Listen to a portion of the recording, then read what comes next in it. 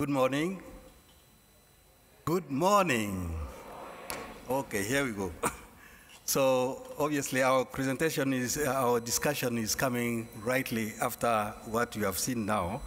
And we will have only this slide, but I would like to take you through.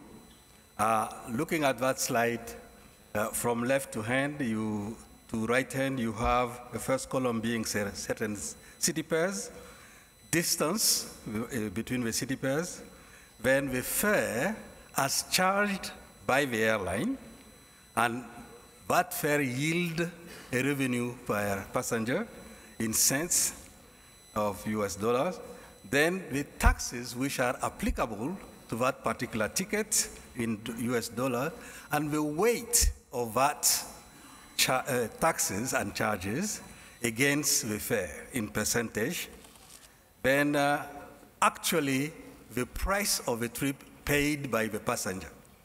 The last two columns, you have the cost per kilometer of seat available. Now, the first line is about European carrier. So this route is Madrid to London. You can see there, the European carrier charging about $415 for the fare, and yielding per passenger kilometer 16 cents 70. Then you can see also the tax which are applicable on that route in Europe, which weighs about 13% of the fare charged by the airline. Now, last two columns. The first column is the cost per seat available of European carrier, 4 cents. So when you see yesterday we indicated that European carriers are making money while African are not making money. Look at their cost per seat kilometer, 4 cents, against the African carriers' average seat per kilometer, almost double, 7.5. Now, the difference between this and what revenue is yielded by each passenger per kilometer for European carriers being around 16.70 cents there. Now, the contrast, look at the second line, Johannesburg, Luanda. It's almost the same distance, Johannesburg being even a bit longer. Now, the airline fare of African who have double the cost of the seat available is even lower than the 415 charge, where they are charging 366. And now with that, if you look at applicable taxes and charges, the weight is about 20%, 19%. So you have two challenges here. First, the airline having higher costs, almost double of Europe, selling the ticket at a fare which is less than the European carrier. So that's the first challenge. How do you expect them to make money out of it? The second challenge is when you add the applicable charges and taxes, which is about 19%, you get a figure for the African passengers to pay. Now, what is the GDP per capita of African to be able to pay that fare, that total price? So this is another challenge. So we have two challenges. When you look at the fare and the cost of African airline, you say it is suicidal or what to do that type of thing. Now, when you look at who have to buy that ticket, then you have another challenge. Can they afford it? So this is really our problems here. Now, obviously, yesterday, the Secretary General of AFRA indicated that individual employees of African Airline productivity is lower by the world average by 29%. So maybe there is room there to do something at the airline level. But however, you can see obviously, but where can we go? So that's really what will constitute my first question to the airline executive who is present here. So my question to him is, now, Desiree, I know your average cost is double compared to Europe. Don't forget that your load factor is 10 percentage points lower than the average of the world, while the Europeans are above. So, and they do make profit. Now,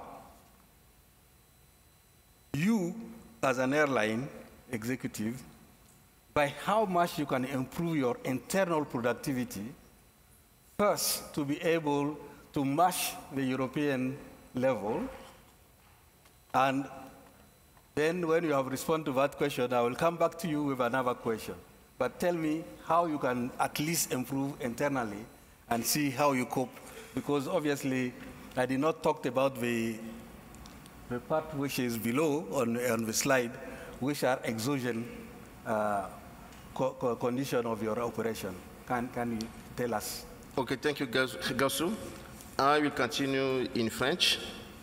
Vous savez, là, dans les grands problèmes, c'est que on ne peut pas comparer donc l'Europe avec l'Afrique, hein, parce que les réalités sont tout à fait différentes. Et en plus, bon, nous devons comprendre qu'au niveau de l'Afrique, hein, vous avez parlé des deux challenges, notamment les coûts qui sont élevés. Vous avez parlé aussi des revenus par personne, hein, donc revenu per capita, qui est aussi très faible. Mais aussi, nous devons ajouter des autres indicateurs majeurs. C'est qu'il y a l'indice de la corruption qui est très élevé au niveau de l'Afrique. Et puis, nous avons également le Doing Business. Quand vous essayez de regarder, c'est donc un travail qui est fait généralement par la Banque mondiale chaque année. Bon, il y a quelques pays d'Afrique qui se distinguent, notamment il y a donc l'île Maurice qui occupe la 13e position, le Rwanda c'est la 38e position. Bon, c'est dans mon pays, hein, c'est la 183e position. Vous voyez, ça c'est déjà donc une réalité que nous devons arriver à prendre avec courage. Vous voyez? Bon, mais maintenant, en tant que compagnie, nous n'avons pas de grands choix. Hein, parce que vous savez qu'en termes de coûts, donc les carburants ils représentent entre 25 et 30% de l'ensemble de nos coûts.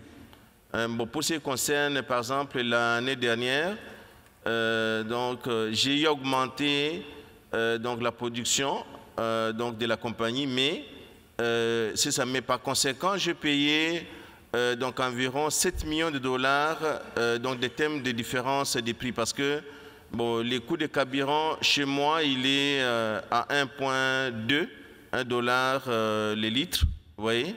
Pendant qu'à Kigali, à côté, c'est à 0,70 donc dans les litres. Et également en Afrique du Sud, c'est à 0,70 voire moins. Bon, c'est que le travail que l'AFRA a fait hein, pour qu'on arrive à pouvoir donc faire des achats groupés. Nous allons bénéficier de cela, hein, peut-être quand nous faisons les vols régionaux. Or, les trafics, hein, pour ce qui concerne notre compagnie, les vols régionaux représentent moins de 10%. Donc, nous n'allons pas bénéficier grandement hein, donc, de cet effort-là. Et maintenant, quand nous essayons de voir sur le plan interne, aucune compagnie pétrolière n'achète les carburants directement auprès donc, des raffineries. Vous voyez, donc ils passent toujours par les traders. Bon, je pense qu'au cours d'ailleurs de la réunion du comité exécutif, on avait trouvé que donc les prix qu'on fixe pour les carburants, pas de transparence, et qu'il fallait qu'on puisse arriver à faire un lobbying auprès des ministres des Finances, hein, pour qu'on puisse arriver à voir comment donc réduire. C'est que les coûts que nous maîtrisons au niveau de la société, nous arrivons à y travailler. Et là, vous savez également, il y a par exemple les coûts pour les personnels. Bon, vous allez voir que les personnels, par exemple, navigants, bon, bon, nous avons constaté malheureusement, il y a les personnels que nous prenons de l'étranger qui coûtent cher, vous voyez, mais les personnels locaux également, ils coûtent aussi plus cher aussi, vous voyez. Hein, donc ça c'est au moins donc un indicateur. Mais néanmoins, nous essayons de travailler pour qu'on arrive. Hein, donc là, je discute avec les différents prestataires pour qu'on arrive à pouvoir avoir des bons coûts. Et je fais de telle sorte que nous puissions devoir passer par des marchés, les processus de marchés transparents, hein, pour qu'on puisse avoir les meilleurs coûts possibles. Et maintenant, autre chose, c'est d'arriver à croître sur les revenus. Donc, qu'on arrive à pouvoir augmenter dans la production. Vous savez, par exemple, je vous donnerai les cas pour ce qui concerne les duty time de nos pilotes. Chez nous, ils ne peuvent pas travailler pendant plus de 90 heures. Vous voyez, donc si nous essayons de voir par an, c'est 900 heures seulement qu'ils peuvent arriver à travailler. Vous voyez. Et ça, c'est contrairement donc à d'autres pays, donc africains, où les gens travaillent, par exemple, 30% plus. Or, avec ça, c'est que déjà, si on ne sait pas travailler assez, il sera difficile qu'on arrive à pouvoir faire ôter les machines rapidement afin de pouvoir donc avoir un effet plus important sur, au moins la rotation.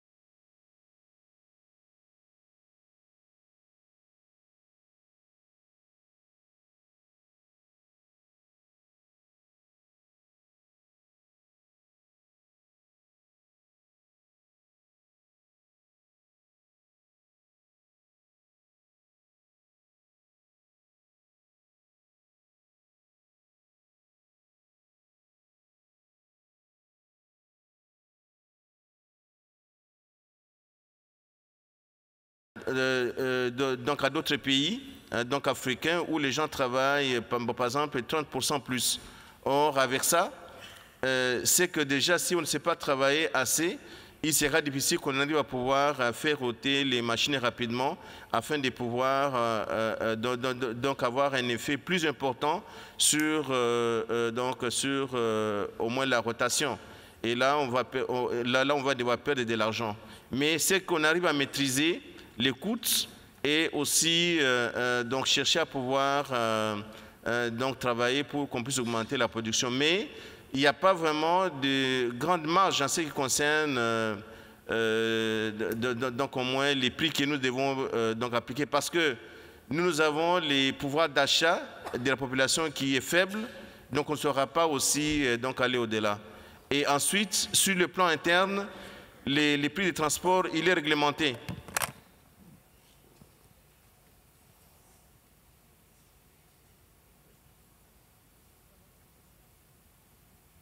Ok, tout à fait, oui. Donc, sur le plan interne, dans les prix dans le transport, il est réglementé. Il y a les ministres de l'économie qui signent donc un arrêté ministériel et ils déterminent les prix. Donc, si on applique un prix qui est inférieur, en ce moment-là, on va tomber dans les prix qu'on appelle illicites et on va payer des pénalités. Et si nous appliquons un prix élevé, en ce moment-là, ça sera aussi donc un prix illicite. Voilà un peu des contextes. Mais par contre, quand nous allons au marché international, bon, donc là, c'est le marché qui détermine les prix. Et en ce moment-là, nous devons arriver à jouer sur cela. Merci, merci Désiré. You heard it, and you heard what is possible by the airline in terms of controlling costs, in terms of trying to even improve productivity, targeting certain category of personnel. However, what I've written is whatever the airline can do internally is limited at a certain level. So it will be very difficult to look at what can be done internally to be competitive or to come even at the level of the European carriers. So that's where we are. Mon cher Ali, bon, vous avez entendu un peu les limites de ce que peut être fait en interne, and all the issues which are also there around it, the costs which are exogenous to the carriers. So it means since the ultimate passenger is paying the total cost, including whatever is applicable. So my question to you is, what you as representative of airports together can contribute in improving the situation of reducing the total cost of travel in Africa to stimulate traffic? Ali, please. Merci, Monsieur Konaté. Je vais parler un peu en anglais. Looking that I will have only 5 minutes to speak, I will be very brief. First, in your table here, you didn't make the difference. In fact, you should make the difference between charges and taxes. This is very, very important. In fact, charges are what the company pay for the use of airport infrastructure, such as runway, airplane parking, terminal, etc. And these fees are collected to ensure the proper functioning of the airport. Taxes are what government apply to airline and passengers, such as security taxes, environment taxes, solidarity taxes, tourism taxes, development taxes, and so on. These taxes are collected directly by the government or through airports, and this is sometimes the confusion, because we said airport taxes are charged, but it's two types. In your table, you didn't make the difference, but if we separate them, we will find that the biggest amount is related to government taxes and not to airport charges. And I know that a lot of government in Africa use airport or air transport as a back wheel to fill the budget deficit. Also, in your table, you didn't have mentioned a very special and singular case, the case of Dakar. Dakar apply very, very high taxes for now more than 10 years. And this is for the construction of the new airport in Dakar. Fortunately, that it's not the case of all airports in the region. Also, it should be noted that airports in Africa are very small and in majority non-profitable, like airlines. From the 210 airport members, only 41 airports, about 20%, have traffic that exceed 1 million passengers a year, which is considered as the economic break-even point of an airport. So if we made a little study, about charges on this 20% airport, you will find that they are very close to the world average. For the rest of airport, 80%, charges are very high because the cost of operating, maintenance of infrastructure, and repayment of debts, which are very, very high. Other point to quote, airports do not just rely on charges that come from airlines. Airports have created other sources of revenue, called commercial or non-aeronautical revenues. It's all revenues that come from duty-free shops, concession in the terminal, etc. And these non-aeronautical revenues allow to reduce charges on airlines. In fact, airports had a great interest in developing traffic and attracting more airlines, and that's why we support all regional initiatives like the SATAM. And personally, for me, the problem of traffic development in Africa is not only related to high airport charges and taxes. It's a bit ridiculous to believe on that. It's a complex problem that requires the commitment of all stakeholders in the air transport chain. It means government, airlines, airports, and navigation, etc. Everyone has a role to play, starting with the removal of regulatory barrier and the protectionism of government, improve the attractiveness of destination, as you know, because even if the cost of ticket is very low, there is no reason to travel to a destination where there is nothing to do. Also, improve the management of airlines and airports in Africa and stop considering air transport as a luxury business dedicated to high-level class, or as a cash go to and apply and justify the taxes. So I know it's not easy, but if we are confident that it's a teamwork and that we cannot win alone, we will be able to change things and go forward. Yeah.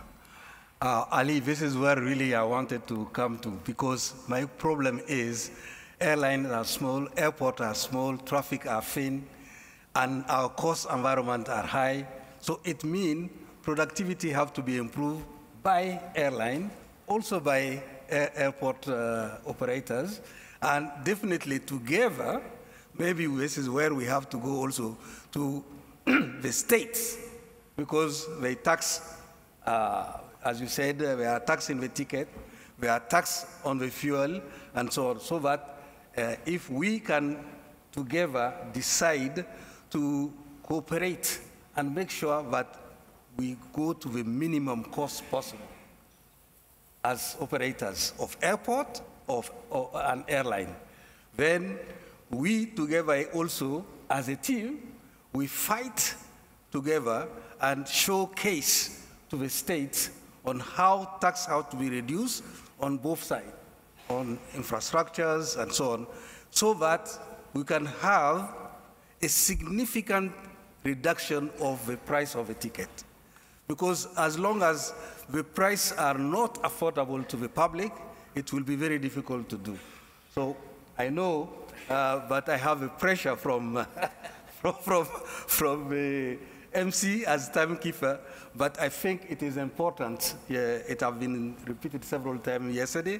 So that's why, with your permission, we'd like to finish with that positive note of teaming the stakeholders to address this situation in our country. It's unfortunate we cannot take question by what I'm seeing from the MC. We thank you for your attention. Thank you. Thank you.